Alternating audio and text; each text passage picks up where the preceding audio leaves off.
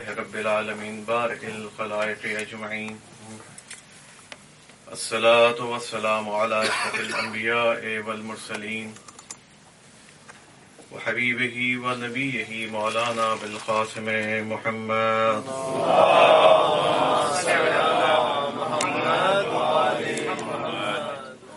وآله الطيبين الطاهرين المعصومين ولا سيما بقية الله الأعظم روحي وأرواح العالمين له الفداء واللعنة الدائمة على أعدائهم أجمعين من الآن إلى قيام يوم الدين. أما بعد فقد قال الله تبارك وتعالى في كتابه المجيد إذ قلنا للملائكة اسجدوا لآدم فسجدوا إلا إبليس ابا واستكبر وكان من الكافرين. صلوات پڑھیں محمد علیہ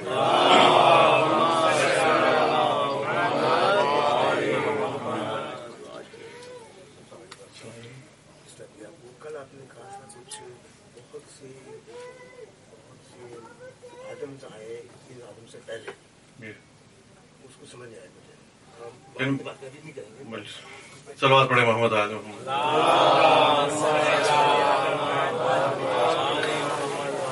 اب تک میں نے خود نہیں کہا تھا، امام صادق علیہ السلام کی روایت کوٹ کی تھی. خیر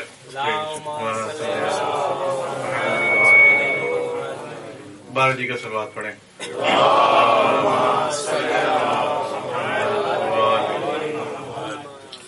اس سے پہلے کہ میں اپنے موضوع کی طرف جاؤں اور اسی فرش اعضاء کے متعلق آپ لوگوں سے گزارش یہ کرنی تھی کہ عام طور پر جب مجلسوں میں لوگ نکلتے ہیں، گھر سے تیار ہوتے ہیں، تو کل میں نے پابندی وقت کے حوالے سے بات کی تھی، آج ایک دوسرے حوالے سے گفتگو کر رہا ہوں. اس میں وہ یہ کہ اکثر یہ اوائڈ کیا جاتا ہے کہ بچوں کو لے کے نہ جائیں، کیونکہ بچے جاتے ہیں وہاں شور کرتے ہیں. تو یہ چیز ایک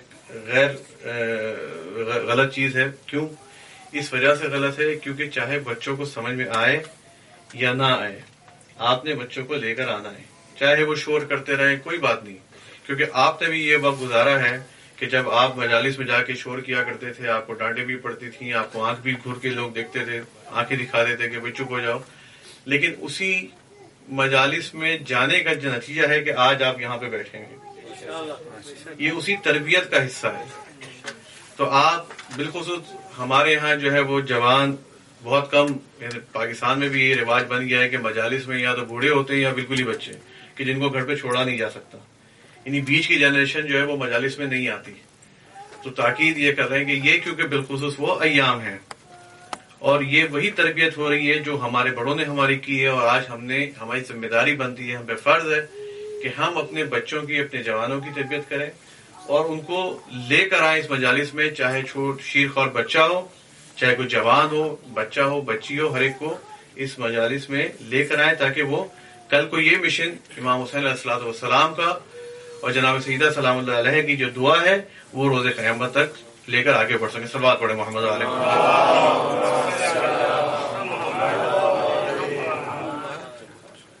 جس موضوع کو لے کے چل رہے ہیں اس کا عنوان تھا حسینیت اور یزیدیت. کل بھی میں نے اس کے بارے میں عرض کیا تھا کہ حسینیت اور یزیدیت کو ایک خاص تاریخی واقعے میں اگر اس کو محدود کر دیا جائے تو یہ خود پروردگار کے ساتھ زیادتی ہے، سید الشہداء کے ساتھ زیادتی ہے، شہداء کربلا کے ساتھ زیادتی ہے، اور وہ جو زحمتیں تمام ائمہ طاہرین نے اپنی زندگی میں اٹھائیں ان سب کے ساتھ زیادتی ہوگی. کیونکہ حسینیت اور یزیدیت ایک سلوگن ہے، ایک نعرہ ہے حق و باطل کا، کہ جس کے پیچھے ایک پورا سلسلہ کہ جو کہ باطل کا چلا آ رہا ہے.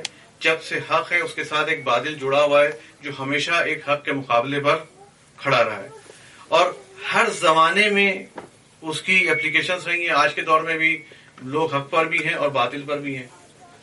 تو ہم اس کو سیاسی فقط پیرائے میں کہ ایک محدود وقت میں صلوات پڑھیں محمد علیہ محمد،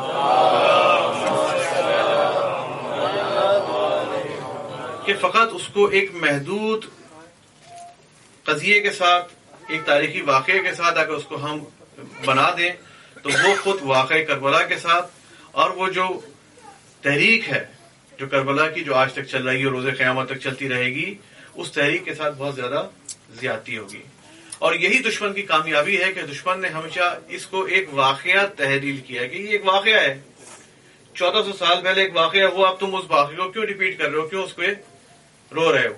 حتیٰ ہمارے بعض جو روشن فکر لوگ ہیں وہ بھی یہی کہتے ہیں کہ جی آج تک شیعہ جو ہے وہ اپنے پرانے ایک واقعے پہ بین کرتے رہتے ہیں.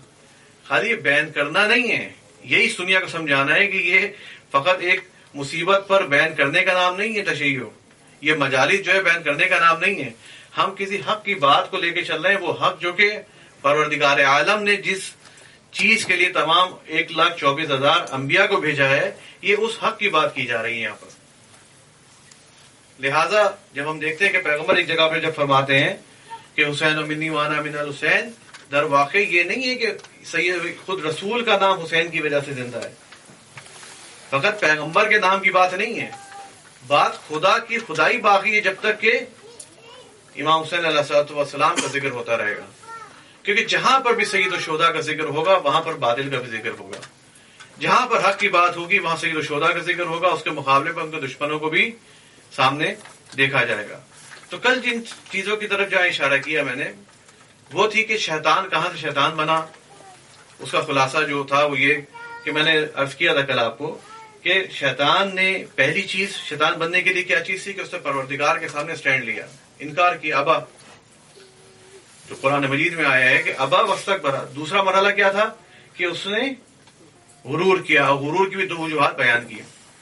اب اس کے بعد اسی شیطان کے مقابلے پہ جن افراد کو پروردگار عالم نے بھیجا ہماری ہدایت کے لیے کہ جن کی تعداد 1,24,000 کے قریب بنتی ہے, کہ بمشکل ہم فقط یہ تعداد ہم جانتے ہیں, باقی شاید 50 کے نام ہمیں نہیں پتا, کیونکہ ہم انہی کے نام بتا سکتے ہیں جس کا قرآن میں یا بعض احادیث میں ان کا نام آیا ہے. ہمیں ان کا نام نہیں پتا, لیکن ہمیں یہ پتا ہے کہ 1,24,000 کے قریب پیغمبر آئے. وہ کس لیے آئے, ان کا کیا مقصد تھا آنے کا, تاکہ لوگوں کی ہدایت کی جائے. وہی کام کہ جس کے لیے خود خدا نے, جیسے کل میں نے عرض کیا تھا کہ جب آدم علیہ السلام کی خلقت ہوئی تو فرشتوں کے جواب نے کیا فرمایا تھا, انی جاعل فی الارض خلیفہ, کہ میں آدم کو زمین پر اپنا خلیفہ بنا کے بھیج رہا ہوں. اور وہ خلافت کا تسلسل جو پروردگار نے آدم علیہ السلام سے شروع کیا وہ روز قیامت تک چلے گا, کیونکہ یہی پروردگار کی عدالت کا تقاضا ہے, یہ پروردگار کی عدالت کا تقاضا ہے. اور اسی چیز کو جو ہے ہم دلیل بنا کے پیش کرتے ہیں اپنے وجود حضرت امام زمانہ علیہ الصلوۃ والسلام کے لیے.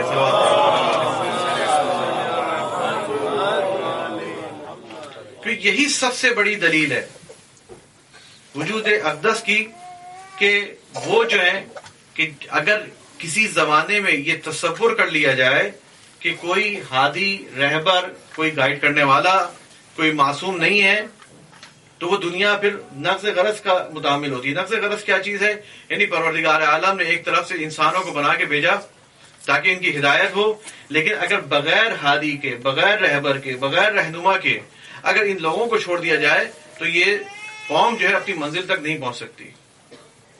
اور اسی مقصد کے تحت پروردگار نے 1,24,000 پیغمبر بھیجے, 1,24,000. اب ان کا سلسلہ کس طرح سے کیا, 1,24,000 پیغمبر آپ نے دینیات کی کتابوں میں پڑھ لی, میرے منہ سے بھی کئی 2-3 دفعہ ریپیٹ ہو گیا, آپ نے اور بارہا سنا ہوگا اس چیز کو, اب آپ کے ذہن میں فگر بیٹھی ہوئی ہے. لیکن ان لوگوں کی کوئی خاص خصوصیات تھیں. وہ جو افراد بھیجے جاتے تھے کہ ایسے ہی کسی کو نامنیٹ کر دیا جاتا تھا, یا لوگ اپنے علاقے کے جمع ہو گئے, انہوں نے کسی کو الگ کر کے جو ہے وہ ووٹ ڈال کے بنا لیا, یہ سلسلہ تھا. یہ طریقہ کار کیا تھا ان لوگوں کا, کہ جو لوگ انسانوں کی ہدایت کے لیے چنے جاتے تھے ان کا طریقہ کار بھی خصوصیات کیا تھی. سب سے پہلی خصوصیت یہ جو تمام دنیا کے انتخابی اور رہنماؤں سے جو فرق کرتا ہے وہ یہ کہ دنیا کے جتنے رہبر ہیں وہ چنے جاتے ہیں, دنیا کے جتنے رہبر ہیں وہ چنے جاتے ہیں, لیکن جو رہبر پروردگار کی طرف سے آتا ہے اس کو چننے کا اختیار فقط خدا کو ہے. یہ بنیادی فرق ہے سب سے پہلا. یعنی جس کو خدا اگر اپنا نمائندہ بناتا ہے تو اس کو چننے کا اختیار کس کے پاس ہے, خدا کے پاس ہے, کسی شخص کے پاس نہیں ہے, کسی گروپ کے پاس نہیں ہے, کسی کمیٹی کے پاس نہیں ہے. کل کو کوئی کہے کہ جی ہم نے بھی ان کو نبی بنا دیا. کیوں نبی بنا دیا؟ کہ ہمیں بہت اچھے لگے, ہمارے بڑے نیک آدمی تھے, پہلی صف کے نمازی ہیں, بڑے متدین آدمی ہیں, تہجد گزار ہیں, تو جی ان کو ہم ان کو نبی بنا دیتے ہیں. یہ اختیار ہے آپ کو؟ ہمیں یہ اختیار نہیں ہے, کیونکہ خدا کا نمائندہ بننے کے لیے بنیادی شرط کیا ہے کہ اس کو خدا خود چنے گا. جو دنیاوی رہنما ہیں, جو دنیاوی لیڈر ہیں, جو دنیاوی ہادی ہوتے ہیں, ان لوگوں کا فرق خدائی رہنماؤں سے بالکل یکسر مختلف ہے. تو یہ بنیادی فرق, اور یہی سلسلہ جو اس وقت سے چلا آ رہا ہے, اور یہی اختلاف ہے ہمارا دیگر مکاتب سے امامت کا اور خلافت کا. یہی اختلاف ہے, اور کوئی اختلاف نہیں. بنیادی اختلاف اعتقادی یہی ہے کہ ہمارے نزدیک جو بھی جانشین ہوگا وہ بھی پروردگار کی طرف سے چنا جائے گا, وہ مجھے اور آپ کو اختیار نہیں ہے. سب بات پڑھے محمد علیہ وسلم. اور دوسرا فرق کیا ہے؟ دوسرا فرق یہ ہے کہ جو افراد پروردگار عالم چنتا ہے ان افراد میں کچھ خاص خصوصیات ہونی چاہیے. وہ خصوصیات کیا ہیں؟ اس میں سے بنیادی خصوصیت یا بنیادی صفت یا بنیادی شرط عصمت کی ہے. آپ نے بہت سنا ہے 14 معصوم, سنا ہے. بنیادی شرط کس کی ہے؟ عصمت کی. عصمت کیا چیز ہے؟ عام طور پہ ہمارے ذہن میں جو معصوم ہونے کا ترجمہ کیا جاتا ہے کہ جی معصوم کیا ہے, وہ یہ کہتے ہیں جو آدمی گناہ نہ کرے وہ معصوم ہے. یہی ہے, گناہ کبیرہ نہ کرے, گناہ صغیرہ نہ کرے, وہ معصوم ہے. اگر کوئی بچہ چھوٹا سا شرارت کر رہا ہے, کوئی چیز کر دے, تو کہتے چھوڑ دو یہ بچہ معصوم ہے. ہمارے ذہن میں ایک تصور ہے معصوم کا. میں اس لیے معنی نہیں کہہ رہا, لفظ تصور استعمال کر رہا ہوں. کیوں؟ کیونکہ ہم نے ایک معصوم کا کنسیپٹ بنایا ہوا ہے, تصور بنایا ہوا ہے کہ جی معصوم وہ ہوگا جو گناہ نہیں کرے گا. اگر اس معنی کو لے لیا جائے, ابھی میں اس سے پہلے کہ انبیاء کی عصمت کی بات کروں, اس معنی کو اگر لے لیا جائے تو یہ معنی تو بہت محدود ہے. کیونکہ کتنے ہی ایسے لوگ جو 1,24,000 انبیاء اور 14 معصومین کی فہرست میں نہیں ہیں, لیکن ان کے نزدیک تصور گناہ نہیں ہے. ان کے قریب سے بھی کبھی گناہ کا تصور نہیں گزرا ہوگا, لیکن اس کے باوجود ہم اس کو معصوم نہیں کہتے. تو گناہ کرنا نہ کرنا معیار عصمت نہیں ہے. عصمت کا معنی, معصوم کا معنی گناہ کرنا نہیں ہے. یہ بہت ہی چھوٹا معنی اس کے لیے استعمال ہوگا. بلکہ عصمت کا معنی کیا ہے جو ہمارے ہاں علم کلام میں جو پڑھا جاتا ہے؟ عصمت کا معنی یہ ہے کہ حکم خدا کو بغیر کمی اور زیادتی کے وصول کرے اور بغیر کمی اور زیادتی کے لوگوں تک پہنچائے, اسے معصوم کہتے ہیں. احکام خدا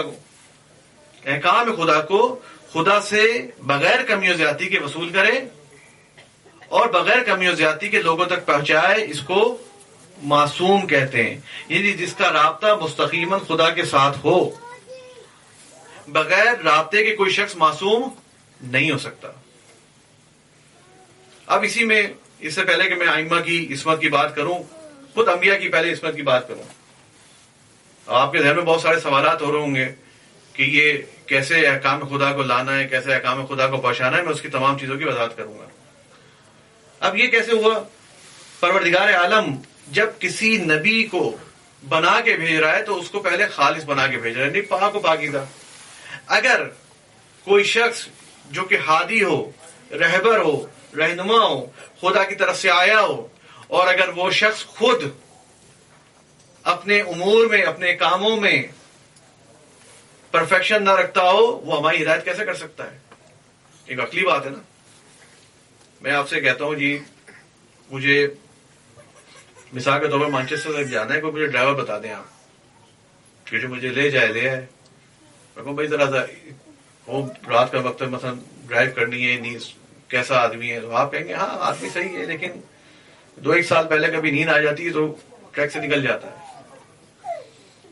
آپ اس کے ساتھ کبھی سفر کرنا پسند کریں گے؟ چاہے 10 سال میں اس نے 1 دفعہ یہ واقعہ کیا ہو, آپ اپنی بیوی بچوں کو اس کے ساتھ بھیجیں گے کہیں کہ لے جاؤ تم؟ آپ 4 گھنٹے کا 3 گھنٹے کا سفر, ایک آدمی جو ایک چھوٹی سی غلطی کرتا ہے آپ اس کے ساتھ سفر کرنے کے لیے تیار نہیں ہیں. اور ایک ایسا مسئلہ ہے جو کہ دین کا مسئلہ ہے، جو فقط اس دنیا تک محدود نہیں ہے، فقط دنیا کے اعمال اور آخرت کا حساب بھی اسی پر منحصر ہے. اس پہ آپ ایک ایسے شخص پر کہ جس کے بارے میں زندگی میں ایک چھوٹی سی غلطی ہو تو آپ تو ہر حرف پہ، ہر بات پہ آپ جو ہے وہ شک کریں گے، پتہ نہیں یہ بات صحیح کہہ رہا ہے، یہ غلط کہہ رہا ہے، کیونکہ ممکن ہے یہ آدمی بھول سکتا ہے، ممکن ہے اس آدمی کا حافظہ ذرا کمزور ہے، ممکن ہے یہ غصے کی حالت میں یاری بات کر رہا ہوں.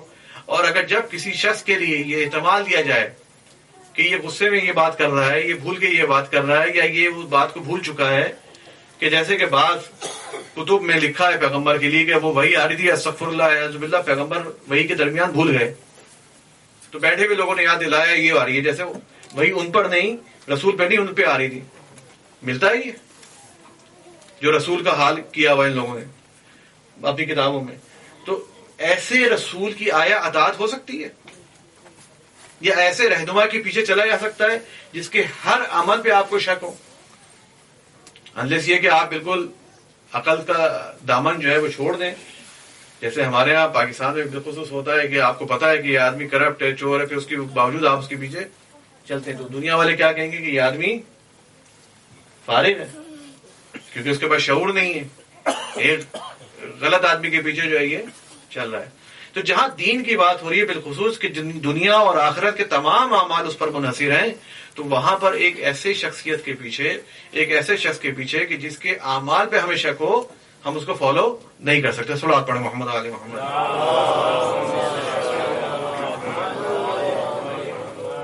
اب اسی پہ پیغمبر کی بات آئی کہ بات سے بات نکل رہی ہے، کیونکہ جب تک یہ افراد، یہ حق کے جو مصداق ہیں، جب تک آپ کے سامنے واضح نہیں ہوں گے، یہ ہماری زندگی کا جو رہنمائی کا جو ایک طریقہ کار ہے وہ واضح نہیں ہوگا. ان افراد کے کریکٹر کو، ان کی صفات کو بیان کرنا بہت لازم ہے تاکہ وہ حق سمجھ میں آ سکے. اب جب میں نے نبی کی بات کی، پیغمبر کی بات کی، تو ایک واقعہ کہ جو کہ آپ نے اپنی کتابوں میں سنا ہوگا، پڑھا ہوگا، بہرحال سنا ہے مجالس میں، دوسری جگہوں پہ، ادھر تقریروں میں. ہمارے یہاں یہ چیز نہیں کوٹ کی جاتی، فقط کسی حوالے سے کوٹ کرتے ہیں. وہ کیا واقعہ ہے؟ وہ واقعہ کچھ یوں ہے کہ جو پیغمبر بعثت سے پہلے حسب عادت غار حرا میں عبادت کے لیے جایا کرتے تھے، تو ایک دن آواز آئی پیغمبر کو. کیا آواز آئی؟ بسم اللہ الرحمن الرحیم، اقرأ باسم ربک الذی خلق، خلق الانسان من علق، اقرأ وربک الاکرم. یہ 6-7 آیتیں سورہ الگ کی نازل ہوئی. اب لکھنے والوں نے کیا لکھا، اب آپ سوچیں، یہ ہمارا عقیدہ نہیں ہے. میں بار بار تاکید کر رہا ہوں کہ یہ جو میں واقعہ نقل کر رہا ہوں ہمارے اس طرح سے کوڈ نہیں ہے، ہمارے عقیدے کے خلاف ہے قطعاً. لکھنے والوں نے کیا لکھا کہ پیغمبر کو سمجھ میں نہیں آیا کہ یہ آواز کہاں سے آئی ہے. لکھا ہے لوگوں نے کہ پیغمبر کو سمجھ میں نہیں آئی کہ آواز کہاں سے آئی ہے. کیا کیا پیغمبر نے؟ پیغمبر آئے غار سے نیچے، اپنی زوجہ جناب خدیجہ الکبریٰ سے کہا کہ بھئی میرے ساتھ آج ایسا واقعہ ہوا ہے. وائف کے ساتھ شیئر کیا. ان کو بھی اس کا مسئلے کا حل نہیں سمجھ میں آیا. پھر اس کے بعد انہوں نے کہا کہ میرے ایک چچا ہیں جو کہ عیسائی عالم دین ہیں، پڑھ لکھے آدمی ہیں، یا پنجاب کی زبان میں زیادہ سیانے ہیں، ہم ان کے پاس چلتے ہیں. ان کا نام کیا؟ ورقہ ابن نوفل، کرسچن، عیسائی ہیں. دونوں میاں بیوی اٹھے اور ان عیسائی کے پاس چلے گئے. جب ورقہ ابن نوفل نے پورا واقعہ سنا تو ورقہ ابن نوفل کہتا ہے کہ بھئی آپ تو نبی ہو گئے. کون تصدیق کر رہا ہے نبی ہونے کی؟ ایک عیسائی. اگر اس واقعے کو مان لیا جائے تو آپ سڑک پہ نکلیں، جو بھی آپ کو عیسائی نظر آئے آپ اس کے ہاتھ چومیں، کہیں بھائی بہت شکریہ، اگر تمہارے بڑے نہ ہوتے تو ہمیں تو پتہ نہ چلتا کہ ہمارے نبی بن گئے. بولنا تو یہ ہونا چاہیے نا. اگر ورقہ ابن نوفل تصدیق نہ کرتے اس واقعے کے مطابق تو ہمیں تو پتہ نہ چلتا کہ ہمارے نبی ہیں. ہمارے نبی کو نہیں پتہ چلتا تو ہمیں کہاں پتہ چلتا؟ تو یہ تو پھر ان کا بڑا احسان ہے ان کا روز قیامت تک ہم پر. تو ہم تمام مسلمان جہاں گلی کوچے میں پاکستان میں گلیوں صاف کرتے ہوئے نظر آئے تو اس کے ہاتھ سے جھاڑو دے کے تو ہاتھ چومیں کہ بھائی تم جھاڑو چھوڑو، تم نے ہاتھ چوماؤ، تمہارے تو بہت احسانات ہیں ہم پر. کیا یہ بات درست ہے؟ یہ نبی کی اس سے زیادہ کوئی توہین ہو سکتی ہے کہ ایک نبی جس کو اپنے نبی ہونے کا علم نہ ہو وہ دوسروں کی ہدایت کیسے کرے گا؟ یہ واقعہ سنا ہے آپ لوگ نے؟ نہیں سنا؟ ایسی عجیب عجیب شکلیں آپ لوگ بنا کے دیکھ رہے ہیں.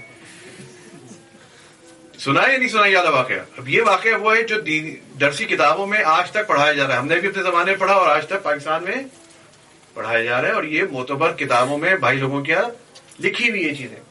اور اس کے علاوہ دو اور بھی طریقے لکھے ہیں کہ وہ مناسب نہیں ہے, بچے بیٹھے ہیں نہیں تو وہ بھی میں آپ کے سامنے بیان کرتا کہ اور کیا کیا لکھا ہوا ہے اس کے اندر. کافی چیزیں اس کے اندر جو میں نے ڈراپ کر دی ہیں. تو کہنے کا مقصد کیا ہے کہ اس قسم کے واقعات نبی کے ساتھ جوڑنا در حقیقت کیا مقصد تھا اس کا کہ نبی کے مقام کو نیچے لے آؤ. اس کا مقصد کیا تھا کہ نبی کے مقام کو نیچے لے آؤ. کیوں نیچے لے آؤ؟ تاکہ جو نبی کے بعد آنے والے اس سے میچ کر سکیں اس کو. جب تک نبی کو نیچے نہیں لائیں گے, کیونکہ جو بعد آنے والے ان کو تو اوپر لے جا نہیں سکتے, کیونکہ ان کا کردار سب کے سامنے واضح ہے, ان کو تو نہیں لے جا سکتے آپ اوپر. تو ان کو جب نہیں لے آ سکتے تو نبی کو نیچے لے کر آ جاؤ. نبی کو کیسے نیچے لے کر آئیں گے آپ؟ انہی حرکتوں سے, انہی روایات سے, انہی واقعات سے جو آپ نے اپنے ہاتھ سے لکھے ہیں. سب بات پڑھیں محمد والے محمد.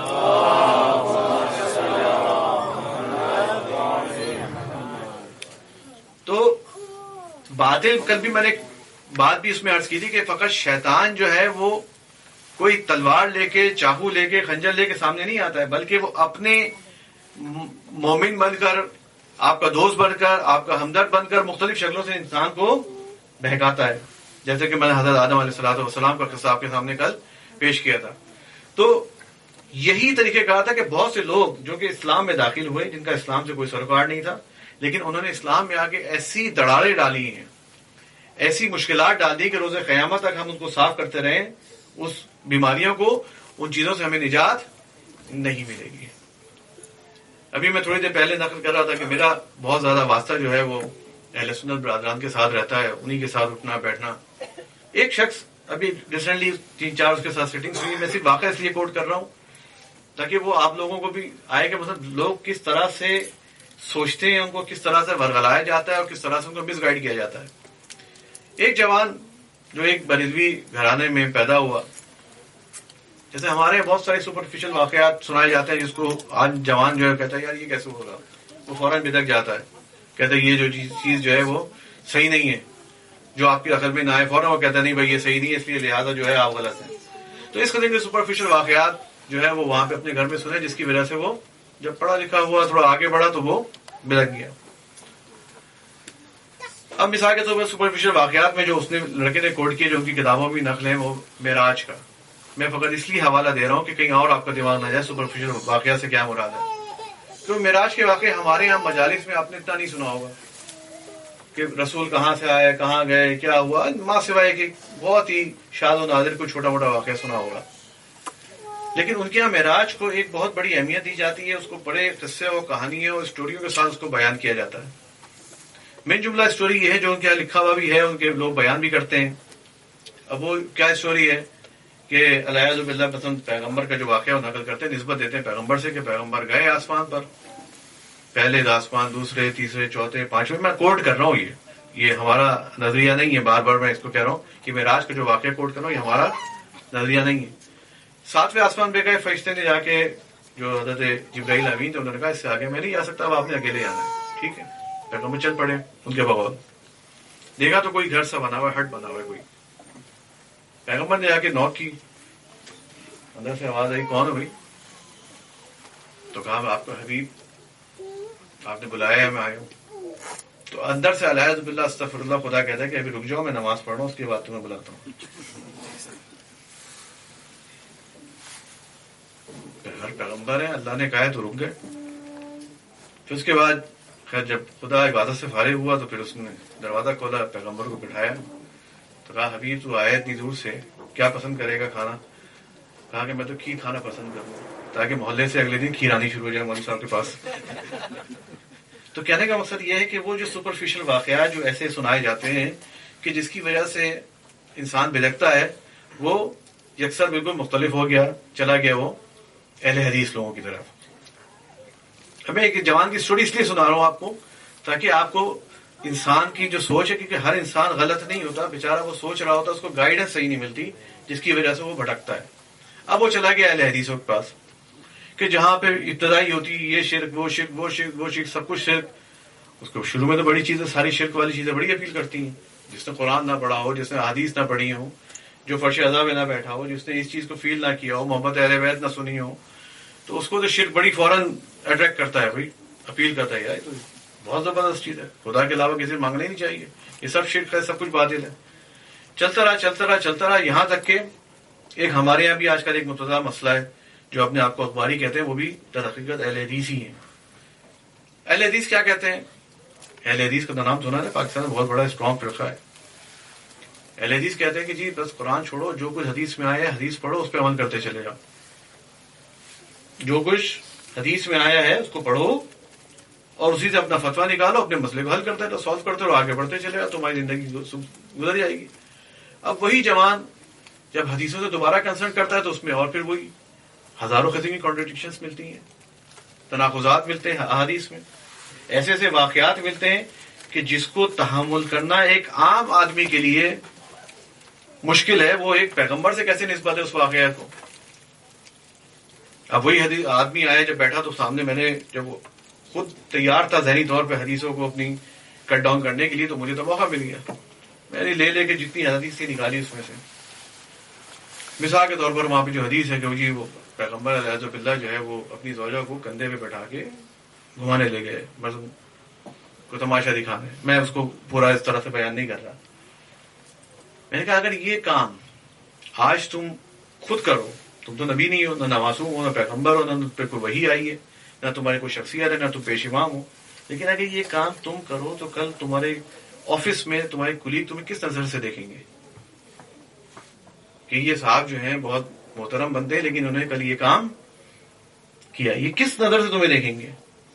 اور تم اتنے ایک واحیات فیل کی نسبت جو ہے وہ پیغمبر سے دے رہے ہو. یعنی اس سے زیادہ پیغمبر کی اور کیا توہین ہو سکتی ہے؟ تو بہرحال کہنے کا مقصد یہ ہے کہ پھر وہ وہاں سے نکلتا شروع ہوا. اور آج کل ہمارے بھی یہی فتنہ ہے. ہمارا فتنہ ذرا دوسرے نام سے، وہ اخباریت کے نام سے. وہ کہتے ہیں کہ جی ہم نے حدیثوں سے پڑھو، باقی مجتہد مرجع کسی کو ماننے کی ضرورت نہیں ہے. اگر بھائی تم میں اتنی صلاحیت آ گئی کہ تم حدیث پڑھ کے مسئلہ نکال سکتے ہو تو بھائی تم خود مجتہد ہو، پھر تو تم خود مجتہد ہو ہمارے نظریے کے مطابق. جس آدمی میں اتنی صلاحیت آ جائے کہ وہ قرآن اور احادیث سے استنباط کر سکے اور اپنے مسائل کا استخراج کر سکے، اس پہ عمل کرنے کی صلاحیت اس میں آ جائے، تو بھائی آپ تو مجتہد ہو گئے، آپ اخباری تو نہیں رہے پھر. یعنی کس طرح سے لوگوں کو جو ہے وہ وکلا یاسر بات پڑھے محمد آل محمد.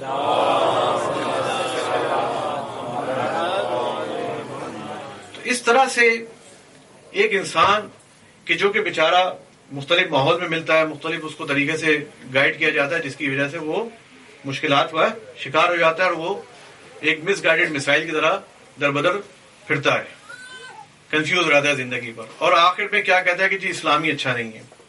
مسئلہ اسلام کا تو نہیں ہے، تمہیں جو لوگ ٹکرائے انہوں نے تمہیں غلط گائیڈ کیا ہے.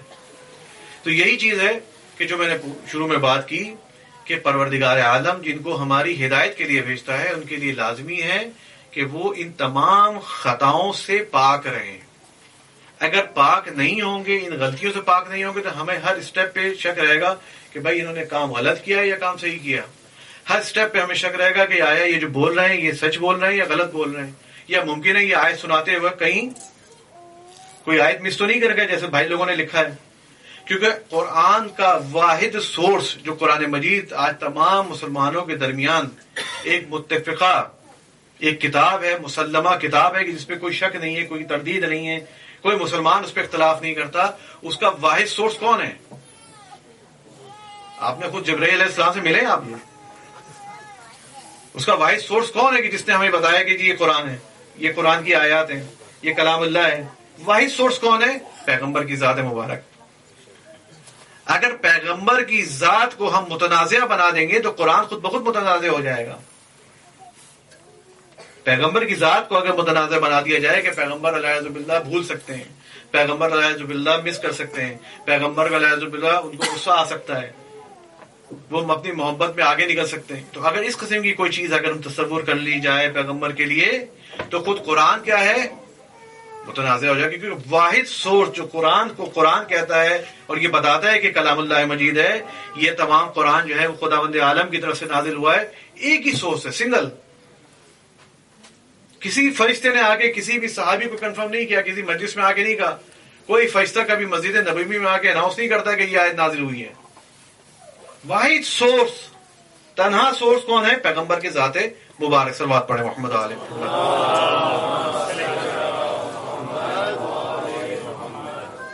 جبکہ قرآن میں پروردگار عالم جو پیغمبر کا تعارف اسی حوالے سے کرا رہا ہے، وہ کرواتا ہے کہ ما ینطق عن الہوا ان ہوا وحی یوحی، کہ پیغمبر کی ذات مبارک وہ ہے کہ جو ہوا سے نہیں بولتے، اپنی ذاتی خواہش کے مطابق کچھ بھی نہیں بولتے، ما سوائے وحی کے. پیغمبر جو کچھ بھی کلام کرتے ہیں، جو کچھ بھی فرماتے ہیں، جو کچھ بھی بولتے ہیں، اس میں کوئی قید بھی نہیں لگائی پروردگار نے کہ نہیں وہ جب مسجد نبوی میں بولتے ہیں تو وہ وحی ہوتی ہے، لیکن گھر میں بولے تو وحی نہیں ہے. کوئی قید نہیں لگائی کہ آپ میدان جنگ میں ہوں، آپ میدان جہاد میں ہوں، آپ میدان استفتاء میں ہوں، میدان آپ تبلیغ میں ہوں، کوئی اس میں قید نہیں لگائی گئی ہے کہ ایک کنڈیشن نہیں لگائی خدا نے کہ یہ ینطق عن الہوا کی جو بات ہے یہ کوئی خاص موقع کے لیے، یہ فقط منبر رسول کے لیے، یہ فقط مسجد میں خطبہ پڑھتے ہوئے، کوئی کنڈیشن نہیں لگائی اس میں. مطلقہ طور پہ پروردگار عالم نے کہا ہے کہ جو بھی پیغمبر کہیں گے وہ اپنی طرف سے نہیں کہیں گے، جو بھی کہتے ہیں وہ ہماری طرف سے حکم ہے، ہماری وحی کا حصہ ہے. اب پیغمبر کی جتنی احادیث ہیں، جتنی روایات ہیں معتبرہ جو ہم تک پہنچی ہیں، وہ تمام کی تمام اس حکم الہی کا حصہ ہے، چاہے وہ قرآن میں آئے ہوں یا نہ آئے ہوں، اس حکم الہی کا حصہ ہے. کیونکہ کوئی بھی اگر حدیث، کوئی بھی حکم پیغمبر نے اگر دیا ہے، اگر وہ قرآن میں نہیں آیا، وحی کا حصہ نہیں ہے، لیکن وہ حکم الہی کا حصہ ہے. پیغمبر کی اپنی ذات سے کوئی چیز صادر نہیں فرماتے. صلوات پڑھیں محمد علیہ محمد.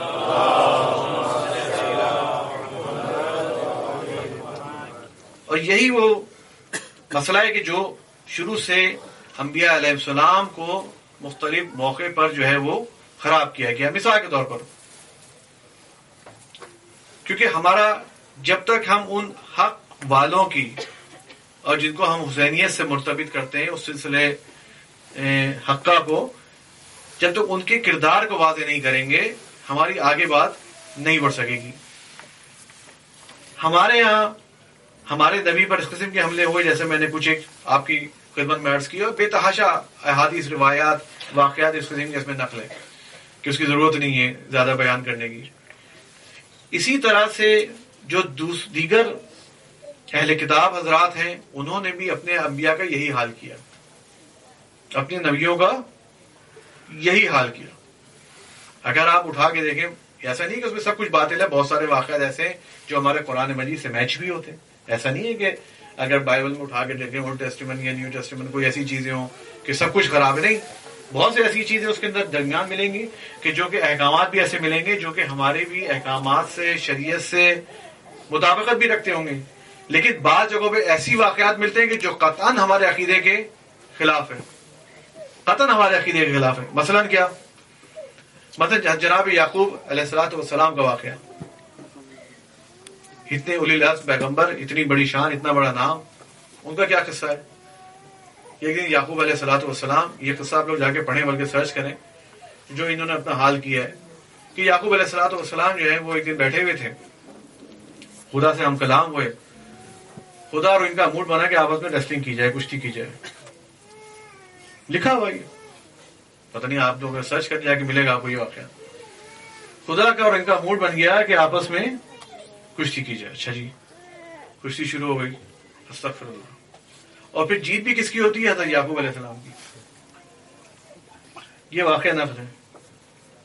یہ تو ان کے یہاں بھی کوئی ذی شعور آدمی ہوگا، ذی عقل آدمی ہوگا، اس چیز کو ماننے کو تیار نہیں ہے، لیکن آ چکا ہے ان کی کتابوں میں. اسی کتاب کا حصہ ہے، واقعات انبیاء میں سے حصہ ہے. اور بہت سے ایسے واقعات ہیں جو کہ اس فرش شہزا کی شان نہیں کہ ان واقعات کو جو انبیاء سے نسبت دی گئی ان کو بیان کریں. آپ جا کے پڑھیں اس کو. لیکن اس کا یہ مطلب نہیں کہ سب کچھ وہاں غلط ہے. میں یہ بھی کہہ رہا ہوں کہ بعض لوگ کہیں جی بالکل ہی باطل ہے. نہیں، ایسا نہیں ہے. بہت سی ایسی چیزیں ہیں کہ جو کہ ہماری شریعت سے بھی میچ کرتی ہیں. بات احکام شریعہ بھی ہماری شریعت سے میچ کرتے ہیں. تو فقط ہمارے یہاں نبیوں کے ساتھ ظلم نہیں ہوا، نبی کے ساتھ ظلم نہیں ہوا، انہوں نے بھی اپنے نبیوں کا بہت ہی برا حال کیا ہے.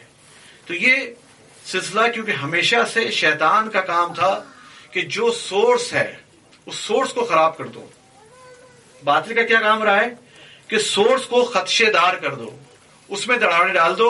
جب سورس تمہارا خراب ہو جائے گا کہ جس کے ذریعے تمہیں ہدایت مل رہی ہے، جب وہ خراب ہو جائے گا تو ساری ہدایت کا کام خراب ہو جائے گا، ساری ہدایت ہی خراب ہو جائے گی.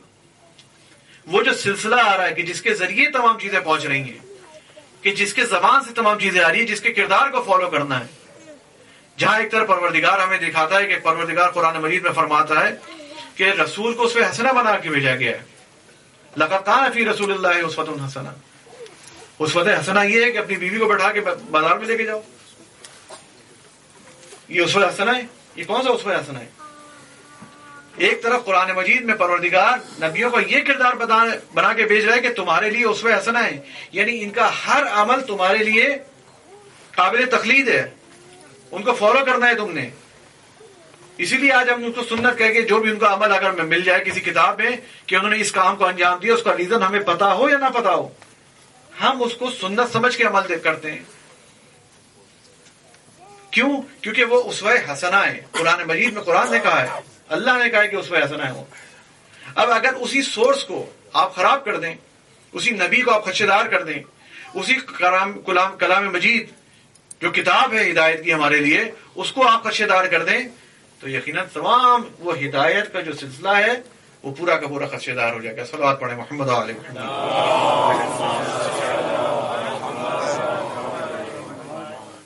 کل انشاءاللہ اسی سلسلے کو خود ائمہ علیہ السلام تک اس کو آگے بڑھائیں گے اور کلام مجید کا ذکر کریں گے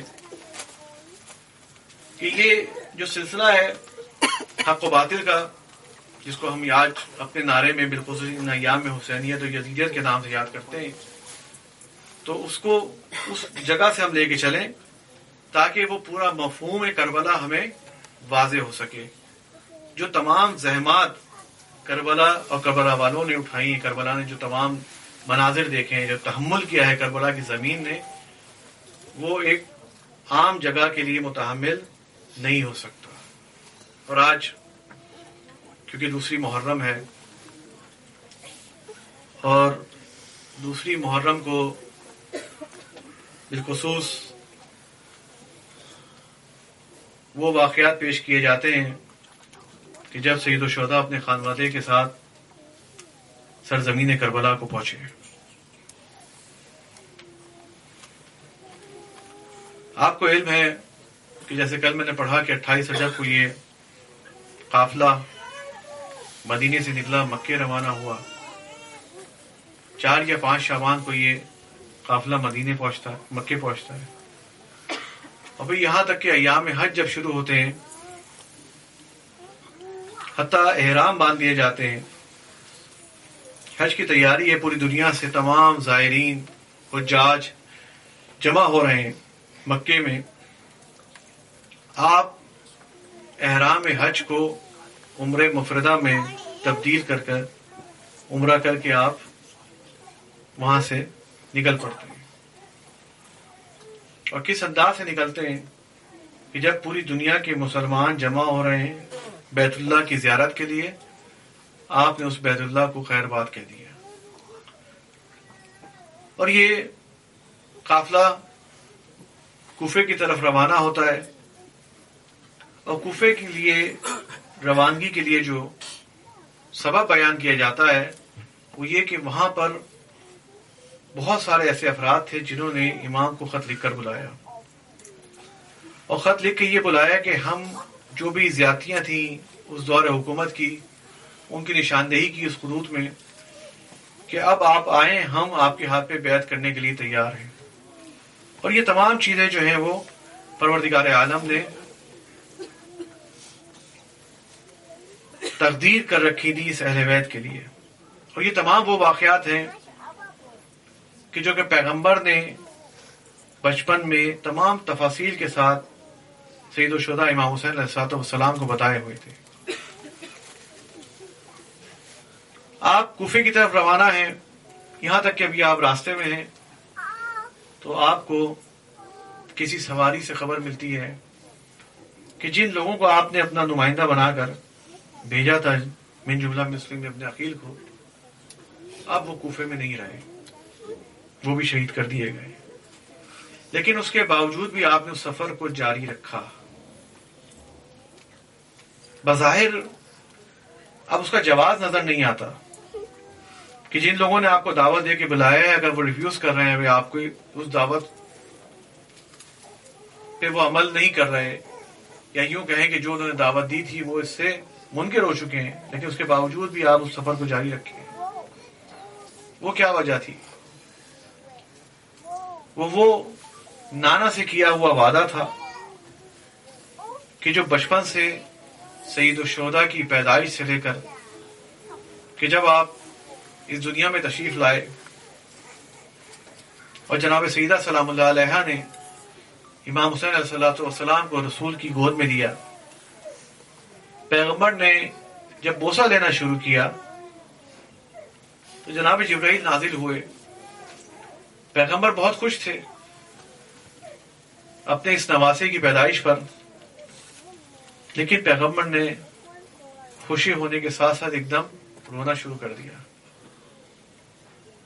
جناب سیدہ پریشان ہو کے پوچھتی ہیں، بابا کیا آپ کو حسین کی پیدائش پہ کوئی خوشی نہیں ہوئی؟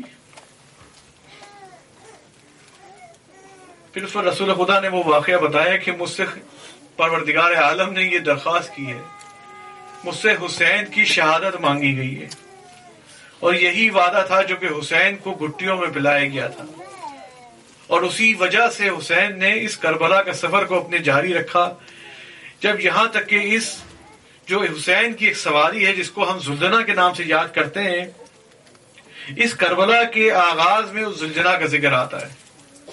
یہ وہ زلجنہ ہے جو کہ مولا کا وفادار جانور ہے،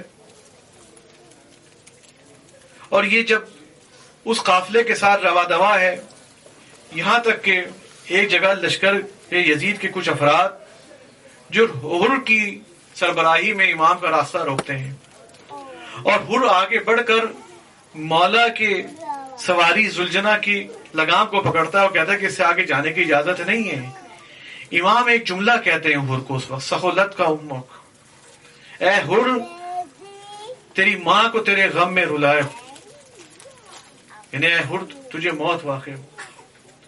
حر بھی جواب میں کیا کہتا ہے، کتنا بامعرفت حر ہے، جواب میں کیا کہتا ہے کہ اگر آپ کی ماں سیدہ نہ ہوتی تو میں بھی کوئی جواب دیتا۔ بہرحال یہ راستہ اس قافلے کو کوفے کی طرف جانے سے روک کر اس کا راستہ تبدیل کیا گیا، لیکن ایک منزل ایسی آئی کہ یہی با وفا زلجنہ جو آگے چلنے سے انکار کر دیتا ہے۔ یہ زلجنہ ایک وقت روز عاشور امام کے چلنے سے انکار کرتا ہے جب ننھی سکینہ آ کے سوموں سے لپٹتی۔ آج بھی دیکھتے ہیں مولا کہ یہ زلجنہ آگے چلنے سے انکار کر رہا ہے، مولا آتے کہتے زلجنہ میرا ساتھ دے دے، ابھی مجھے اپنی منزل پہ پہنچا دے، لیکن زلجنہ چلنے کو تیار نہیں ہوتا۔ مولا زلجنہ سے نیچے آتے، کہا عباس ذرا ادھر تو آؤ، پتہ کرو اس جگہ کا نام کیا ہے، اس جگہ کو کیا کہتے ہیں۔ جب دیکھا گیا اس جگہ کسی نے آگے بڑھ کے کہا کہ اس جگہ کو کوئی نینوا کہتا ہے، اس کو کوئی شط الفرات کہتا ہے۔ مولا نے کہا نہیں، یہاں کی نزدیک کوئی آبادی پتہ کرو، یہاں کے رہنے والوں کو بلا کر لے کر آؤ۔ کچھ لوگوں کو بلا کے لایا گیا، وہاں آباد جو نزدیک آبادی تھی وہ بنی اسد کے لوگ آباد تھے۔ وہ جب آئے ان سے بھی یہی مولا نے درخواست کی کہ یہاں کا نام بتاؤ۔ کوئی اس کا نام شط الفرات بتاتا رہا، کوئی اس کا نام نینوا بتاتا رہا۔ مولا نے کہا جاؤ اپنے قبیلے میں جو سب سے زیادہ بزرگ ہو اس کو لے کر آؤ۔ گئے اور ایک ایسے بزرگ کو لایا گیا جو آنے کی طاقت نہیں رکھتا تھا، اس کو اٹھا کے لایا گیا۔ اس سے مولا نے پوچھا بھیا اس جگہ کا نام کیا ہے، نام تو بتاؤ۔ اس نے کہا کہ اس کا نام یہی شط الفرات ہے۔ کہا نہیں کوئی اور نام بتاؤ۔ اس نے کہا میں نے اپنے بزرگوں سے سنا ہے اس سرزمین کو کرب و بلا بھی کہتے ہیں۔ جب میرے مولا نے یہ سنا کہا عباس ہماری منزل آ گئی ہے، اب یہی ہمارے خیمے لگیں گے، اب یہی پہ ہمیں رہنا ہے، یہی پہ رہنا ہے۔ پوچھا مولا یہ کون سی جگہ ہے، تو بڑھ کے کہا ارے عباس یہ وہ جگہ جہاں تیرے بازو کٹیں گے، میری بہنوں کی چادریں لٹیں گی، میرا علی اکبر مارا جائے جائے گا. یہ وہ میری منزل آ گئی ہے جہاں ہمارے لاشیں بغیر سروں کے تپتی ریتی پہ پڑے رہیں گے, ان پہ کوئی خاک ڈالنے والا نہیں ہوگا. ہماری منزل آ گئی ہے, اب یہی خیمے لگیں گے. مولا نے کہا بنی اسد والو مجھے تم سے کچھ باتیں کرنی ہے. بنی اسد قبیلے کے بزرگ آئے, مولا ان کے ساتھ بیٹھتے ہیں. عزاداروں فقط میں یہ جملہ کہوں, آج جو لوگ بھی کربلا جاتے ہیں دیکھیں امام کتنی محبت کرتے ہیں آپ سے. جو لوگ عزادار ہیں امام کی فرش عزا پہ آ کے بیٹھتے ہیں, امام کتنی محبت کرتے ہیں ان سے. امام نے اس وقت جب امام بنی اسد کے لوگ آئے ان کے سامنے کہا کہ ہم اس زمین پہ رہنا چاہتے ہیں. لوگوں نے کہا آپ تو رسول خدا کی اولاد ہیں, جب تک چاہے رہیں. مولا نے کہا نہیں, اب کچھ دنوں کی بات نہیں ہے, اب حسین قیامت تک اسی زمین پر رہیں گے. حسین کو قیامت تک یہی رہنا ہے. ہم اس زمین کو خریدنا چاہتے ہیں. انہوں نے کہا خریدنے کی ضرورت نہیں ہے. کہا نہیں ہم خریدیں گے. تمہیں نہیں معلوم کہ ہمارے مرنے کے بعد یہاں کچھ لوگ آئیں گے, ہماری زیارت کرنے آئیں گے. میری 2 شرطیں ہیں اے بنی اسد والو, میری 2 شرطیں ہیں. امام دیکھیں کتنی محبت کرتے اپنے زائرین سے, اپنے عزاداروں سے کتنی محبت کرتے ہیں. وہاں کسی کو یاد نہیں کیا, کسی کے خیال رکھنے کی بات نہیں کی. بنی اسد کے لوگوں سے کہا ایک کام تمہیں یہ کرنا ہے کہ جب بھی ہمارا کوئی زائر آئے تم نے اس کو 3 دن تک مہمان بنا کے رکھنا. 3 دن تک اس کا خیال رکھنا ہے کہ یہ حسین کے زائر ہے, یہ حسین کے زائر ہے. اور دوسری شرط میری ہے, دوسری شرط یہ ہے کہ جب ہمیں مار دیا جائے گا ہمارے جنازے اسی کربلا کی ریتی پر پڑے ہوں گے تو اپنے جوانوں کو لے کر آنا, ہمارے جنازوں میں تھوڑی خاک ڈال دینا, ہمارے جنازوں میں تھوڑی خاک ڈال دینا. اب یہ کہا تمام خیموں میں جا خیمے لگے, قرآن سمجھ گیا. ادھر میں بھی زینب پریشان ہوتی ہے, کہا فضا ذرا جاؤ میرے بھیا حسین کو بلا کے لاؤ. امام آگے بڑھ کے آتے ہیں, بہن زینب ابھی رک جاؤ, ابھی ہم نے یہاں مستقر ہونا ہے. کہا زینب نے بھیا مجھے بڑا دل گھبرا رہا ہے, جیسے یہاں آگے رکے ہیں مجھے ماں سیدہ کے رونے کی آواز آ رہی ہے, مسلسل یہ کہتی نظر آ رہی ہے ہائے میرا حسین, ہائے میرا حسین. امام پلٹ کے کہتے ہیں زینب گھبرانا نہیں, یہ ماں سیدہ میرے ساتھ مدینے سے یہاں تک آئی ہے.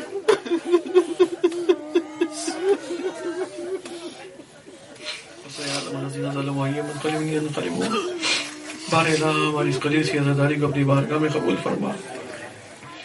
پروردگار بحق محمد و آل محمد ہماری جتنی بھی جائز حاجات ہیں ان سب کو اپنی بارگاہ میں قبول فرما. پروردگار بحق محمد و آل محمد جو بھی حاضرین ہیں اور جو حاضر نہیں ہیں, پروردگار ان تمام لوگوں کے مرحومین کی مغفرت فرما. پروردگار جو لوگ سالہ گزشتہ تک ان فرش عزا کی زینت ہوا کرتے تھے آج دنیا سے جا چکے ہیں, پروردگار ان تمام لوگوں کی مغفرت فرما. پروردگار دنیا میں جہاں جس کونے میں جس طرح سے جس انداز میں جس لباس میں جس زبان میں لوگ ذکر سید و شہداء کو زندہ کر رہے ہیں, پروردگار ان سب کی جان مال عزت آبرو کو اپنی حصہ مان رکھ. پروردگار جو لوگ بیمار ہیں ان سب کو بیمار کربلا کے صدقے میں شفا عاجلہ عطا فرما. جو لوگ مقروض ہیں ان کے قرضوں کو ادا فرما. پروردگار جو لوگ اسیر ہیں ان سب کو اسیران کربلا کے صدقے میں رہائی عطا فرما. پروردگار جو لوگ جو بھی حاجات ہیں, جو بھی حاجات ان کے دلوں میں ہیں, پروردگار تو بہتر سمجھتا ہے کہ ان کے حق میں جو اچھا ہے. پروردگار ان کے ان تمام حاجات کو قبول فرما. پروردگار ہمیں تمام نیک اعمال کرنے کی توفیق عطا فرما. پروردگار ہم سب کو عاقبت بخیر عطا فرما. پروردگار انہی آنسوؤں کے صدقے میں, انہی ائمہ سے ہم نے سنا ہے کہ ان آنسوؤں کے صدقے میں جو بھی مانو ان آنسوؤں کی حالت میں وہ دعا کبھی رد نہیں ہوتی. پروردگار انہی آنسوؤں کا تجھے واسطہ دے کے کہہ رہے ہیں کہ ہمارے امام زمانے کے ظہور میں تاجیل فرما, ہمیں ان کے انصار, ان کے آباد, ان کے غلاموں میں سے قرار دے. بے نبی والے صلی اللہ علیہ محمد ماتم حسین.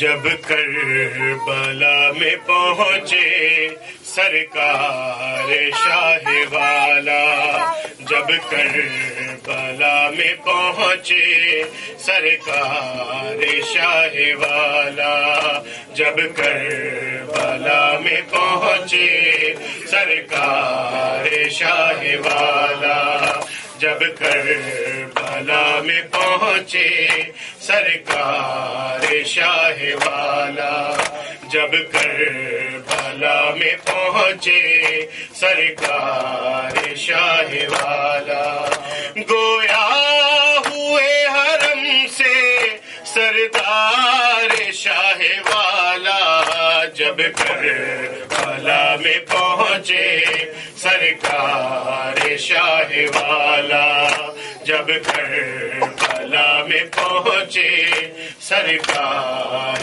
شاہ والا، گویا ہوئے حرم سے سردار شاہ والا، جب کربلا میں پہنچے سرکار شاہ والا، جب کربلا میں پہنچے سرکار شاہ والا، وعدہ تھا جس کا جد سے یہ تو وہی جگہ ہے، مشہد ہے یہ ہمارا، یہ قتل کی جگہ ہے، اب حشر تک ہمارا مسکن یہی جگہ ہے، جب کربلا میں پہنچے سرکار شاہ والا، جب کربلا میں پہنچے سرکار شاہ والا، ہاں یہ سرزمین ایک دن رشک جنا بنے گی، ہوگی یہاں زیارت نبیوں